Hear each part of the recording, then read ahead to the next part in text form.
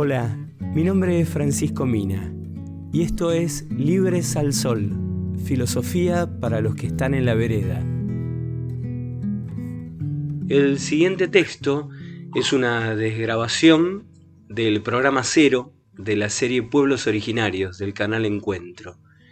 La autora es Ana María Gorosito Kramer, una antropóloga investigadora de la Facultad de Humanidades y Ciencias Sociales de la Universidad Nacional de Misiones. Si supiéramos nosotros, si tuviéramos chance de volver a pensar la historia con estos otros protagonistas, enfrentándose con los españoles, nuestra concepción del pasado sería infinitamente más rica, estaría llena de elementos de orgullo. Pensar que tuvieron personajes extraordinarios, con pueblos aguerridos, que pelearon con todas las armas posibles, estrategas que desplegaron tácticas de alianza. No todo era lucha, no todo era el indio salvaje y el malón. Esta ignorancia generalizada sobre estos hechos es también parte de ese proceso de imposición. Es el momento, entonces, de comenzar a revisar esta historia. Hoy los llamamos pueblos originarios. Antes los llamábamos aborígenes o indígenas o indios. El término no interesa, lo que interesa es que descubramos que en realidad se trata de pueblos con tradiciones culturales diversas, riquísimas, propias, que dan la marca específica a lo que es el continente americano. Un continente que tiene para ofrecer una historia extraordinaria, llena de hechos que merecen la pena reconocer y apreciar. La llegada del hombre blanco a América, del europeo, implica instalar un conjunto de presiones, de ejercicio del poder. Cada una va a acumularse sobre las otras como un efecto intensificador y progresivo. Y quizás la primera de ellas, la que debemos mencionar, es la ocupación sobre el territorio, que ahora va a ser disputado por un nuevo pueblo, el europeo, muy aguerrido y que trae un concepto que no existía en América, la propiedad privada. Dice a todo esto una mujer aborigen: para nosotros, para nuestra mentalidad, es eso, no hay divisiones. Las divisiones políticas las hicieron los blancos. No teníamos así un lugar fijo. Por ejemplo, si se terminaba en este lugar la pesca, la caza, nosotros nos cambiábamos. Los campos están todos divididos con 4 o 5 hilos de alambre. No podés entrar porque dice que es propiedad privada o prohibido entrar, y eso antes nosotros no lo teníamos. Sigue Ana María Kramer. Hay una presión que es muy conocida, es de la que más se habla, y es el hecho que los europeos, cuando llegan a América, traen consigo también un conjunto de enfermedades que en este continente no se conocían. Así, la gripe, el sarampión, la viruela, van a producir estragos en la población. La declinación demográfica es extraordinaria.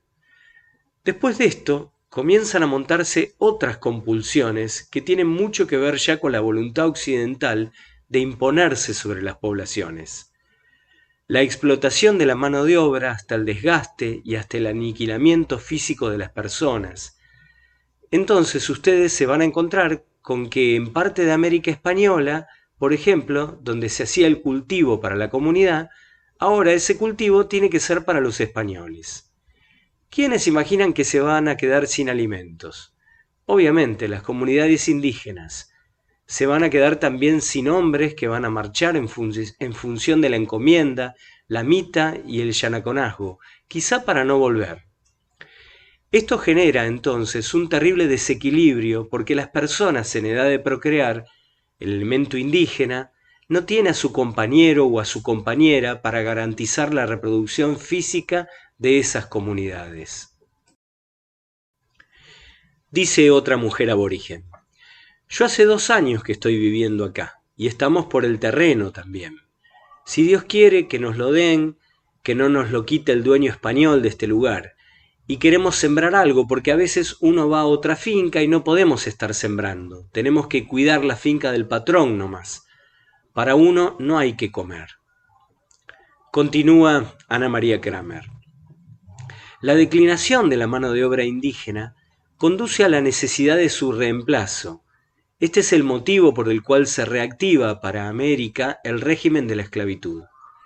Es de esta manera que llegan los contingentes de población negra a América Latina a trabajar de la manera más desgastante, y entonces su tiempo útil se va acortando en estas condiciones.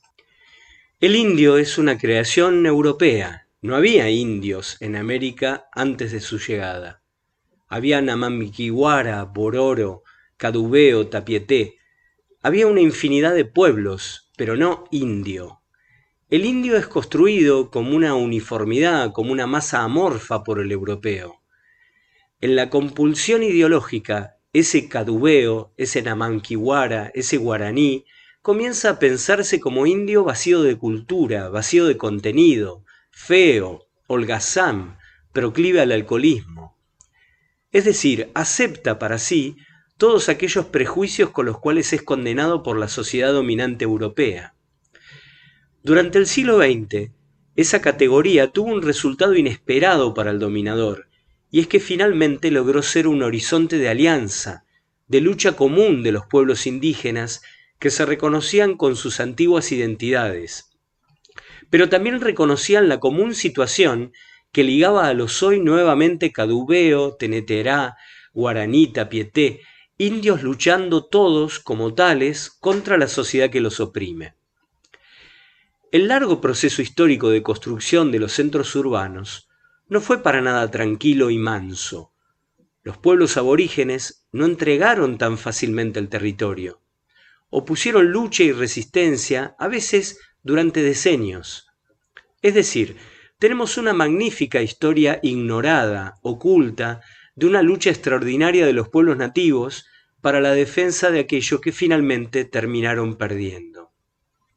Finalmente, muchos de ellos fueron derrotados, la mayoría derrotados, y algunos incluso aniquilados, es decir, la destrucción física, el genocidio. Lo sorprendente es que entre finales del siglo XX y comienzos del siglo XXI estamos asistiendo a otra cosa, al renacimiento de aquellos pueblos que creíamos desaparecidos. No estaban desaparecidos. Ellos pueden decirnos hoy, estábamos invisibilizados. El poder que nos oprimía era tan grande que ni siquiera nos reconocíamos como lo que hoy sí tenemos, el deseo, la chance, la fuerza, el coraje de reconocernos. Pero ahora estamos en condiciones de mostrarnos nuevamente. Aquí estamos, estos somos, estas son nuestras tradiciones, y con toda nuestra dignidad queríamos nuevamente presentarnos y decir, somos nosotros, respétennos. Está bien, no somos puros, porque no somos puros, pero estamos. Sigue nuestra sangre corriendo, sigue nuestra sangre ona corriendo. Cuando en la Argentina celebramos el Día de la Tradición Nacional, lo hacemos a través de una figura que es el gaucho. El gaucho es el mestizo, digamos, el producto del encuentro entre españoles e indígenas. Rara vez ese encuentro se produce entre una mujer española y un hombre indígena, sino al revés. El mestizo es hijo de un encuentro generalmente violento, de la apropiación violenta del cuerpo de la mujer indígena por parte del hombre bárbaro español. Es el hijo de una violación, dice una mujer aborigen. Y bueno, cuando vinieron, llegaron y empezaron a matar, a recorrer lugares y mataron machi, mataron impí, mataron lonco. Lonco que luchó, que se paró a defender, bueno, los que tuvieron la suerte de defenderse, se defendieron, alcanzaron a salvarse, y de esa manera se salvó la gente. Mujer y hombre mataron, chico, chica, violaron también. Eso es lo más feo.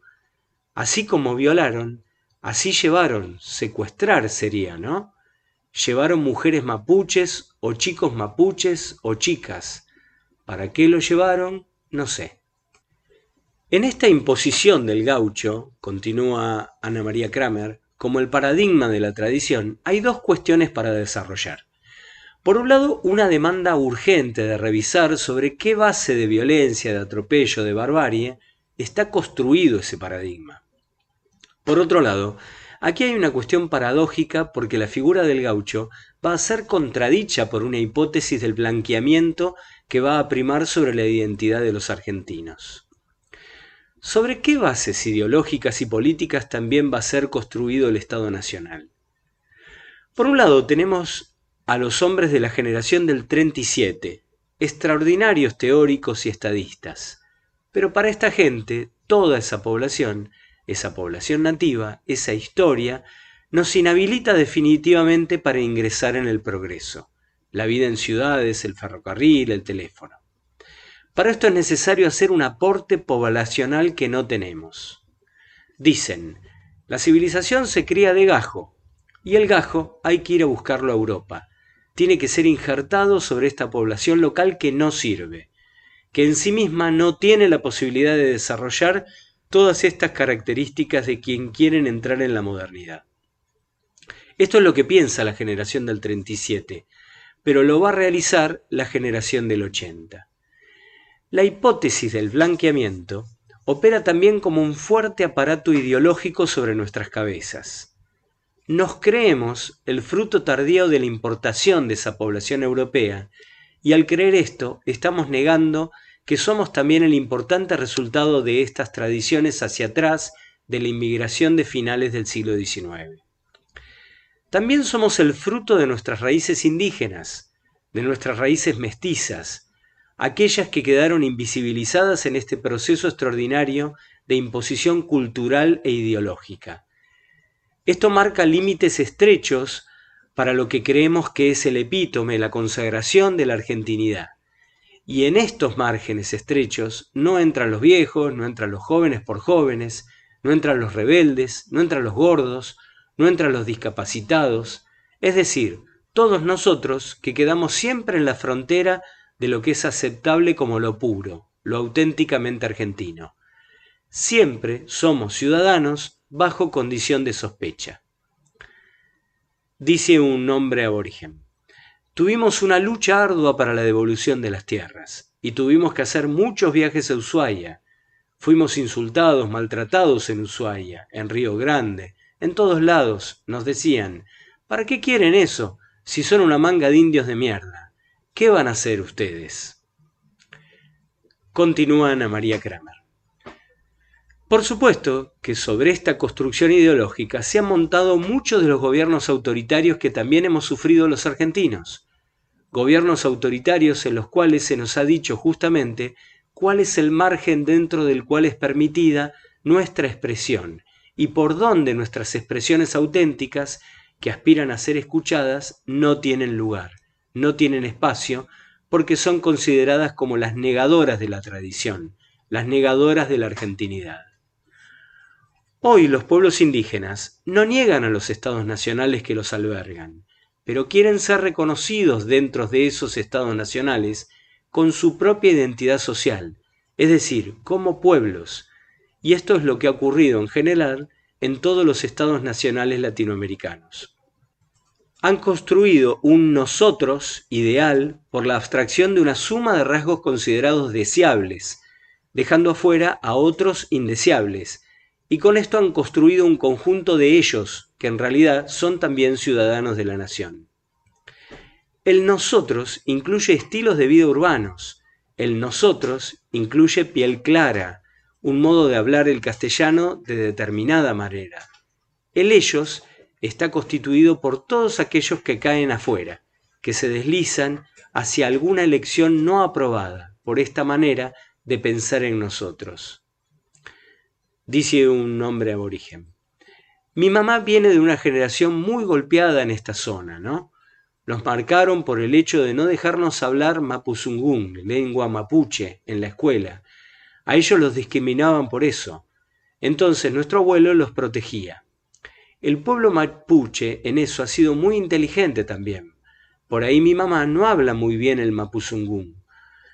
Pero yo tengo todas las armas intactas para salir a discutir cualquier cosa porque tengo el conocimiento mapuche. Continúa entonces Ana María Kramer. Lo que tendríamos que hacer es comprender que no somos reproducciones monolíticas de una idea abstracta, que somos uno y múltiples simultáneamente, que la argentinidad que está contenida en nosotros puede estarlo de muy diversas maneras en otros connacionales, en nuestros hijos, en aquellos que nos precedieron. Es un nosotros que se multiplican espejos que nos devuelven distintas imágenes. En todas podemos reconocernos parcialmente. No estamos en todas igual a como nos imaginábamos. Nos dan distintas caras de lo que somos los argentinos. Se ha hablado mucho de unidad en la diversidad. No sé si estamos tan cerca de la posibilidad de la unidad, pero sí el hecho de que nos permitamos reconocer que la diversidad es un toque que caracteriza a la identidad de los argentinos, una y múltiple simultáneamente.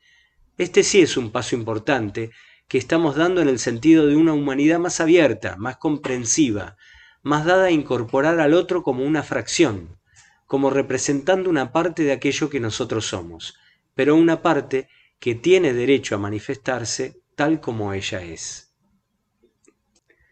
Hasta aquí la desgrabación del video de Ana María Kramer. Lo pueden encontrar en el canal Encuentro. Es el episodio 0, o sea, el inicial de la serie Pueblos Originarios.